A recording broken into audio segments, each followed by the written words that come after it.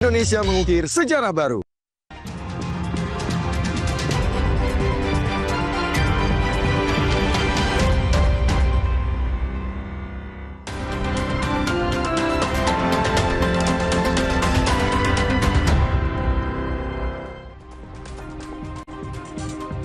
Saya Cynthia Rompas masih menemani Anda di Kompas Petang. Saudara, KRI Tongkol berhasil mengevakuasi 1 jenazah di perairan Selat Bali yang diduga penumpang kapal Tunu Pratama Jaya yang tenggelam di Selat Bali.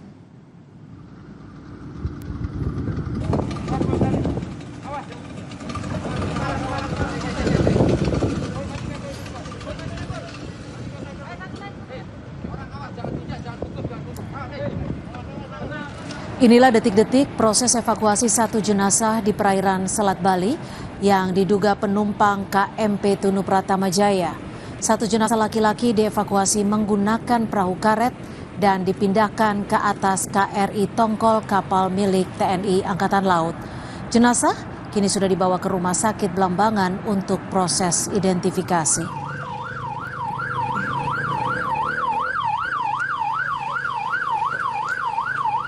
Titik penemuannya di mana, Pak? Kurang lebih 5,7 sampai 6 nautical mile ke arah selatan. Dari titik yang hilang. Masih Selat Bali. Masih Selat Bali. 6 nautical mile.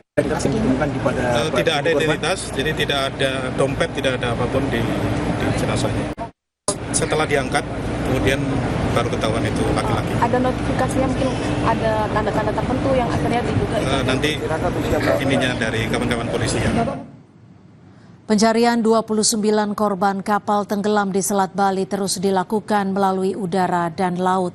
Selain helikopter, Basarnas juga akan mengerahkan KRI Vanildo dengan teknologi canggih. 1 unit helikopter diterbangkan untuk melakukan pemantauan di atas permukaan laut Selat Bali. Pencarian udara ini menjadi strategi penting untuk mengetahui tanda-tanda objek maupun korban. Selain itu, saudara, penyisiran di laut juga semakin diperluas. Beberapa kapal SAR telah diterjunkan ke titik perkiraan tenggelamnya kapal Tunu Pratama Jaya. Pencarian laut dilakukan oleh tim gabungan yang melibatkan Basarnas, TNI Angkatan Laut, dan relawan. KRI Vanildo akan bergabung dalam pencarian dilengkapi dengan ROV untuk menampilkan citra visual 3 dimensi di dasar laut. Kapal ini juga menggunakan sonar dan magnetometer untuk mendeteksi objek besi atau bangkai kapal yang berada di kedalaman.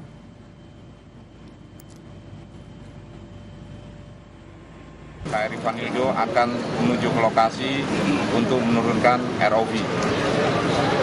Kemudian paralel juga para penyelam sedang menyiapkan alat peralatan dan kondisi mental mereka. Kemudian kita juga harus menyiapkan 1 kapal tender, yaitu kapal jenis serupa dari KMP Tunu yang lain untuk sebagai kapal tender, manakala kalau hari ini bisa kita lakukan penyelaman, kita akan lakukan dengan memperhatikan faktor safety lingkungan dan tidak mengganggu transportasi yang ada. Wakil Presiden Gibran Rakabuming Raka menyambangi posko keluarga korban KMP Tunu Pratama Jaya di Pelabuhan Ketapang, Kabupaten Banyuwangi, Jawa Timur. Wapres Gibran menerima paparan situasi terkini dari Deputi Operasi dan Kesiapsiagaan Basarnas, Laksda TNI Eko Suyatno. Paparan berlangsung di lobi gedung utama kantor ASDP Indonesia Ferry Cabang Ketapang. Dalam kunjungannya, Wapres Gibran juga secara simbolis menyerahkan santunan dari PT Jasara Harja kepada keluarga 6 korban meninggal dunia yang telah ditemukan. Wapres Gibran juga sempat berbincang langsung dengan keluarga korban yang masih menunggu kepastian anggota keluarga mereka yang belum ditemukan. Dengan para tim SAR gabungan ini. Saudara, tenggelamnya kapal motor penumpang Tunu Pratama Jaya di Selat Bali pada 2 Juli 2025 menambah catatan buruk penyelenggaraan transportasi laut Indonesia. Pemerintah harus bertindak tegas, pengawasan kelaik lautan kapal perlu diperketat. Inilah catatan Kompas TV. Peringatan keras dari Selat Bali mendesak perbaikan pengawasan transportasi laut.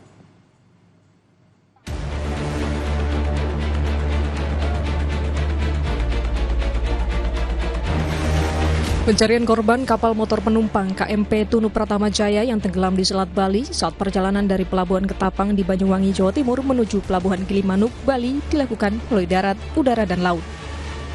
Hingga Minggu pagi, data posko tim SAR gabungan mencatat 30 orang selamat, 6 meninggal, dan 29 orang masih dalam pencarian.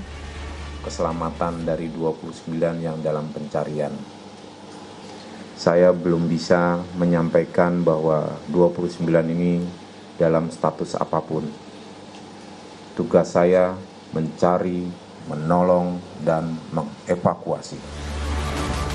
Menteri Perhubungan Dudi Purwagandi menyatakan saat ini fokus utama adalah penyelamatan korban. Sementara investigasi penyebab kecelakaan sebagai upaya pencegahan peristiwa serupa terulang akan ditangani Komisi Nasional Keselamatan Transportasi KNKT. Kami berkomitmen menginvestigasi penyebab terjadinya kecelakaan ini dan berupaya untuk mencegah terulangnya peristiwa serupa. Adapun penyebab kecelakaan, kami akan menyerahkan kepada sesuai dengan tugasnya kepada KNKT untuk melakukan investigasi. Jadi dari pihak kami saat ini adalah fokus terhadap proses pencarian dan penolongan. Kepala KNKT Suryanto Cahyono menyatakan investigasi akan dilakukan setelah upaya pencarian dan pertolongan oleh tim SAR gabungan selesai dilakukan. Kita awali dari saat berangkat sampai kapal tenggelam sampai masalah tanggap darurat seperti apa.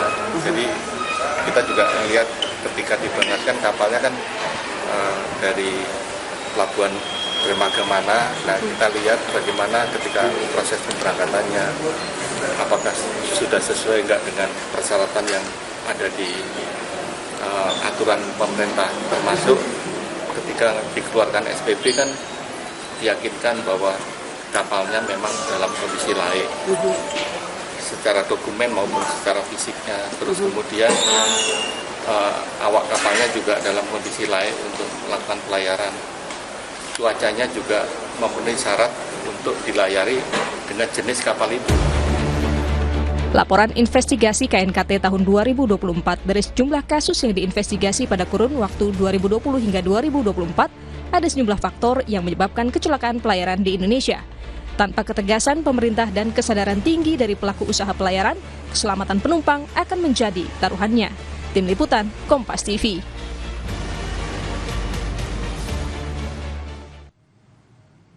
Data statistik investigasi kecelakaan transportasi 2024 dari KNKT menunjukkan kasus tenggelamnya kapal di Selat Bali memiliki proporsi yang relatif besar secara nasional. Dari tahun 2020 hingga 2024 setidaknya terdapat 15 kasus tenggelamnya kapal dalam aktivitas pelayanan nasional. 4 diantaranya berasal dari insiden di Selat Bali.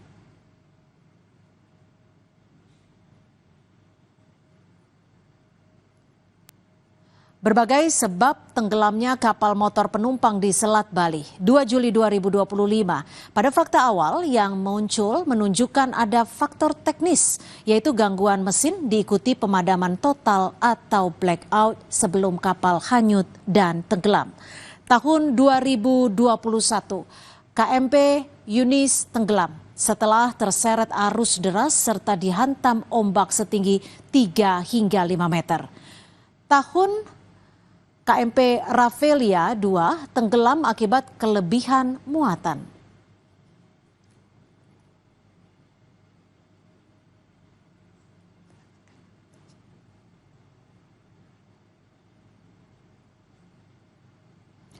Duka cita mendalam atas tenggelamnya KMP Tunu Pratama Jaya di Selat Bali. Kapal dengan 65 orang dan 22 kendaraan tenggelam 20 menit setelah berangkat dari Pelabuhan Ketapang menuju Gilimanuk, Bali.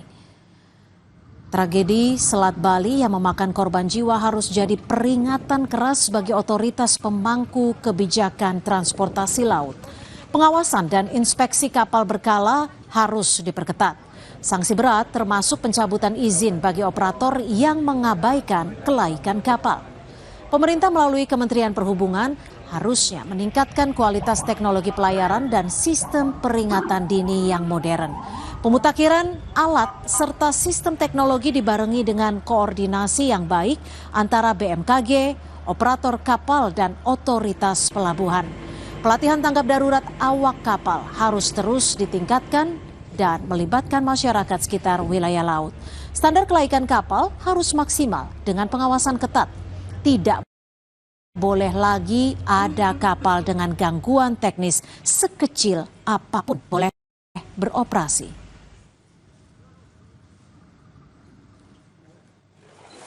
Kehadiran negara adalah untuk memastikan tidak boleh ada korban jiwa akibat kelalaian dan pembiaran pelanggaran aturan keselamatan transportasi.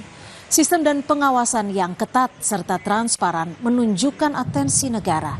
Jika tidak ada pengawasan serius, obral nyawa tinggal menunggu waktu.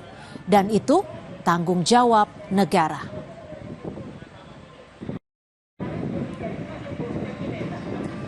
Saudara, demikian catatan Kompas TV pekan ini. Sampai jumpa minggu depan.